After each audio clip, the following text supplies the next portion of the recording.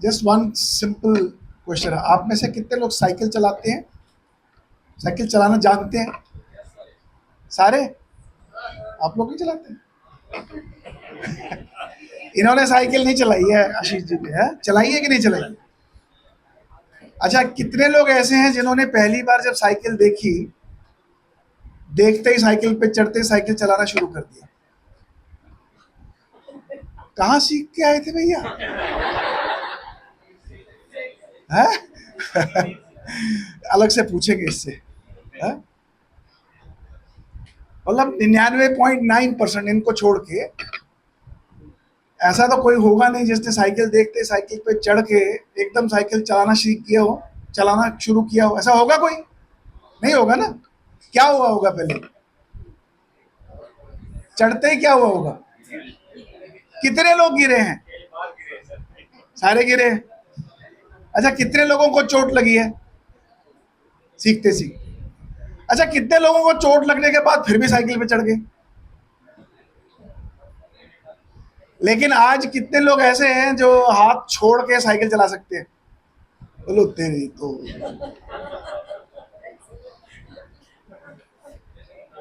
आपको पता है ये जो साइकिल चलाना भी एक स्किल है।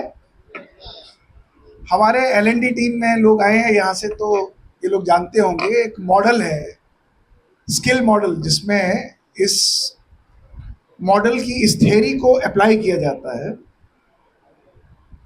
इसको बोला जाता है इनकॉन्शियस इनकॉम्पिटेंस। यानी जब पहली बार साइकिल देखा तो साइकिल तो अच्छी लगी, लेकिन साइकिल चलाना नहीं जानते, ना साइकिल के बारे में पता है कि कैसे चलानी है, कैसे चढ़ना है, बस देखा है। तो लर्निंग एंड डेवलपमेंट में इसको बोलते हैं इनकॉन्शियस इनकॉम्पिटेंस। मतलब हमें मालूम नहीं, I am not aware of what I am not aware of. I am not aware of my incompetence, कि मुझे साइकिल चलाना नहीं आता, इसके बारे में मुझे नहीं मालूम। लेकिन फिर क्या किया आपने?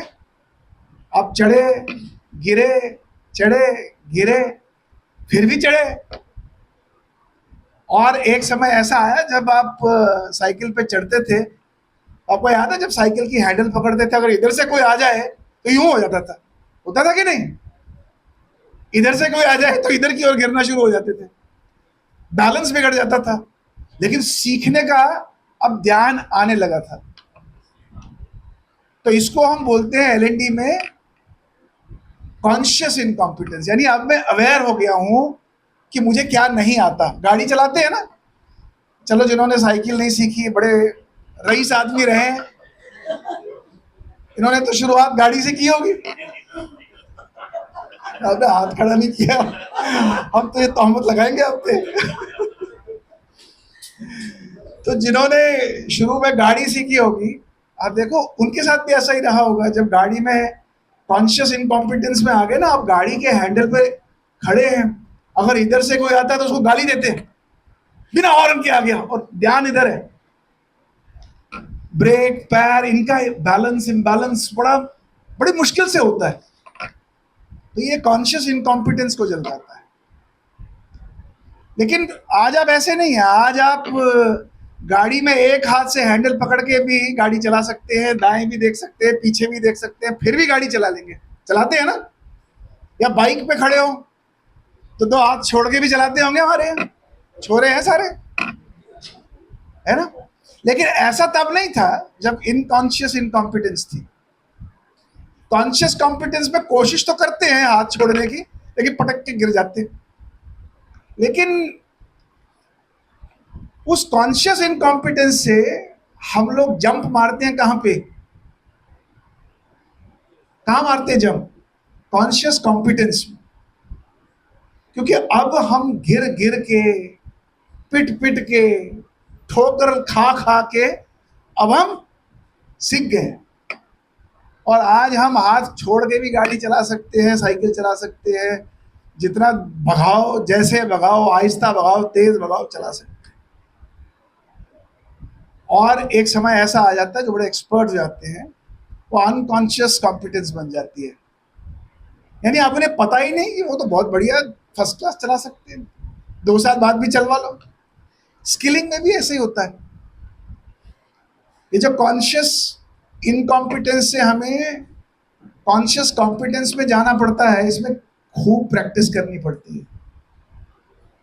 बिना प्रैक्टिस के आप ध्यान लगाओ, जब आपने पहली बार साइकिल या मोटरसाइकिल या गाड़ी देखी होगी, मन किया होगा चलाने का, और आज फराटे से आप उसको चलाते हो, उस समय से लेके आज के समय तक आपको एक ही चीज ने इस स्तर पर पहुंचाया होगा। वो क्या है?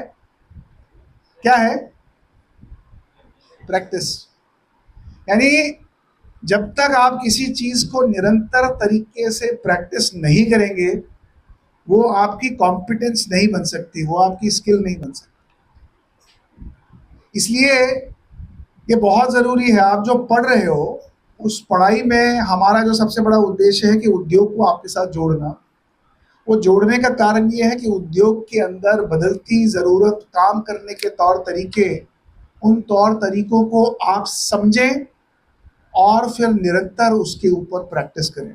चाहे आप होटल इंडस्ट्री में जाओ, चाहे मैन्युफैक्चरिंग में जाओ, चाहे आईटी में जाओ, और उन सब के लिए हम आपको प्रोजेक्ट्स कराते हैं या करने आपको चाहिए। उसका कारण ये है कि प्रोजेक्ट करने से क्या है, आपकी जो प्रैक्टिस करने की एबिलिटी है और आपकी जो प्रोफिशिएंसी है उस काम को करने की, वो बढ़ेगी।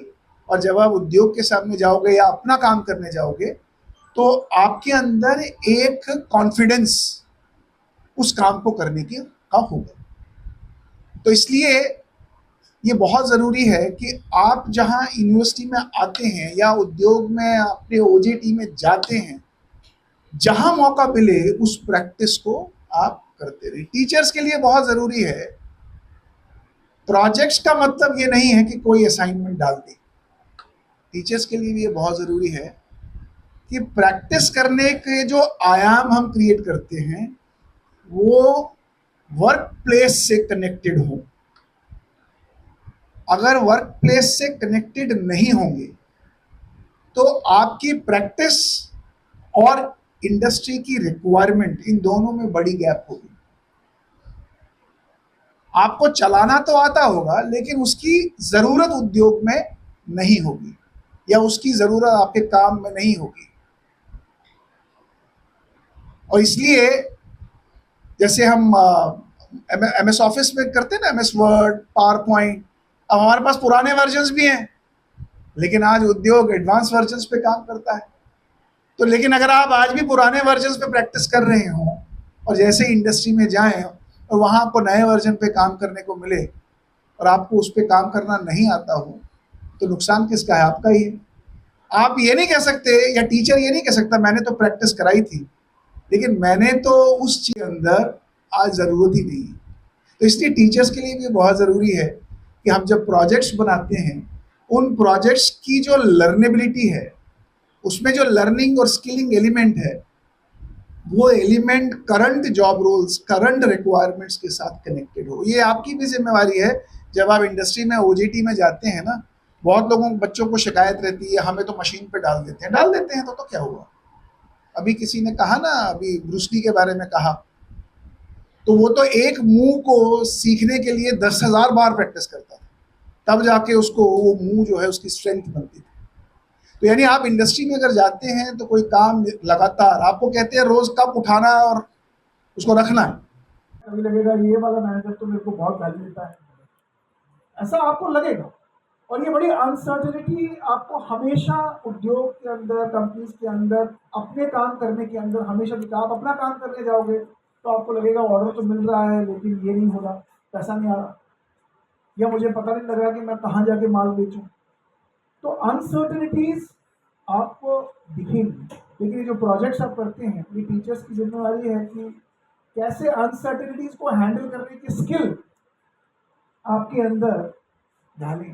यानी प्रोजेक्ट्स में ही इस तरह की अनसर्टेनिटीज को डालना है कि जहां बच्चे कंफ्यूज हो जाएं और उस कंफ्यूजन में वो काम करना सीखें। क्योंकि आप जब उद्योग में जाएंगे, काम करने जाएंगे, वहाँ आपको बहुत सारी कॉम्प्लेक्सिटीज मिलेगी। वहाँ बड़ी स्ट्रेट लाइन नहीं है, वहाँ आपको वर्टिकल लाइन नहीं मिलेगी कि इस नाक की सीट से चलना है तो बस सब ठीक ठाक। वहाँ आपको जिगजैग लाइन्स मिलेंगी। वहाँ यहाँ से भी कुछ आ रहा होगा, यहाँ से भी कुछ आ रहा होगा, उधर से भी कुछ आ रहा होगा, नीचे से एस्केलेशन आ रही होगी, कस्टमर से कोई एस्केलेशन आ रही होगी, और उस एस्केलेशन में मैनेजर काम कर रहा होगा, और उस मैनेजर के ऊपर कितना प्रेशर होगा ये आप अंदाजा भी नहीं लगा सकते। तो उस मैनेजर के साथ काम करना सीखना, ये भी एक स्किल है। तो उस अनसर्टेनिटी को सीखना, समझना, ये भी टीचर्स की जिम्मेदारी है। प्रॉब्लम सॉल्विंग, इतनी सारी प्रॉब्लम्स आपको जहाँ काम करोगे या अपना काम करोगे, तो प्रॉब्लम्स को सॉल्व करने के तरीके, जरूरी नहीं हमेशा आपको सोल्यूशन मिल जाए, लेकिन उन प्रॉब्लम्स को सॉल्व करने की गंभीरता, स्टेबिलिटी, माइंड का पीस, यानी हर सिचुएशन में आप घबरा न जाएं। एक प्रॉब्लम आई है तो सॉल्व करने के ऊपर ध्यान दें, प्रॉब्लम के कारण से जो फियर क्रिएट हो रहा है उस फियर पे ध्यान दें, ये भी एक स्किल है। इनडिसाइसिवनेस, निर्णय न ले पाना, डिसीजन मेकिंग स्किल, ये भी एक बहुत बड़ा स्किल है। प्रोजेक्ट्स का काम है कि आपके प्रोजेक्ट्स में इस तरह की इनडिसाइसिव एलिमेंट्स को डालें जो आपको चैलेंज करें। यार ऐसा तो नहीं कर सकते, लेकिन आपको निर्णय लेना है, क्योंकि कंपनी में जब आप रहेंगे, काम करेंगे, तो आपको निर्णय तो लेना पड़ेगा, चाहे छोटे या बड़े। तो वो इनडिसाइसिवनेस जो है, वो डिसीजन मेकिंग स्किल्स कैसे आपके अंदर इंट्रोड्यूस हो, कैसे आपको स्किल को सिखाएं। एक सबसे बड़ी चैलेंज कंपनीज में बाहर जाती है, कॉलेज के अंदर, यूनिवर्सिटी के अंदर आती है, बात ये इमोशनल स्टेबिलिटी की।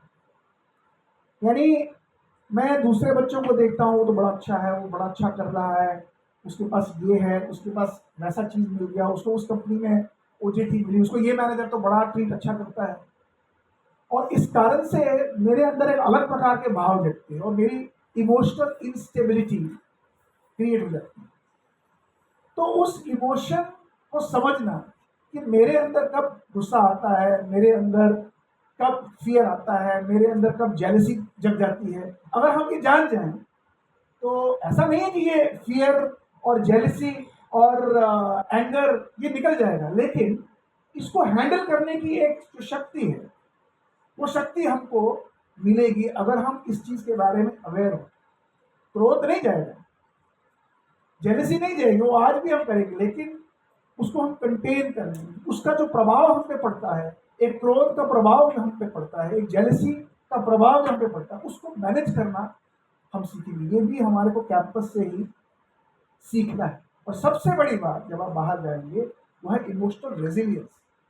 यानी इमोशनल स्टेबिलिटी तो जरूरी है, लेकिन इमोशनल रेजिलियंस यानी मुश्किल कितने भी हालात हों बाहर, मैं गिव अप नहीं करूँगा, मैं छोड़ूंगा नहीं, मैं निरंतर आगे बढ़ता रहूँगा। वो इमोशनल रेजिलियंस की स्किल आपको सीखनी है, और यही डिफरेंशिएट कराता है। आप जितनी बड़ी बड़ी कंपनीज हैं, जितने बड़े बड़े सीईओज हैं, जितने बड़े बड़े सक्सेसफुल लोग हैं, सक्सेसफुल मतलब जो कंसिस्टेंटली ग्रो किए हैं। सक्सेसफुल मतलब ये नहीं कि जो 5 साल के अंदर सीईओ बना और 7वें 8वें साल में उसका पतन हुआ, वो सक्सेस नहीं। सक्सेस का मतलब है जो निरंतर आप अपने जीवन काल में अर्न करते हैं। तो वो जो निरंतर सक्सेस को अचीव करना, वो इमोशनल रेजिलियंस से आता है। यानी आप गिरेंगे भी और फिर उठेंगे। तो आप जिन सक्सेसफुल लोगों को कभी स्टडी करोगे जो consistently on the top charts पे हैं, तो आप एक चीज़ उनमें पाओगे, उनकी इमोशनल रेजिलियंस।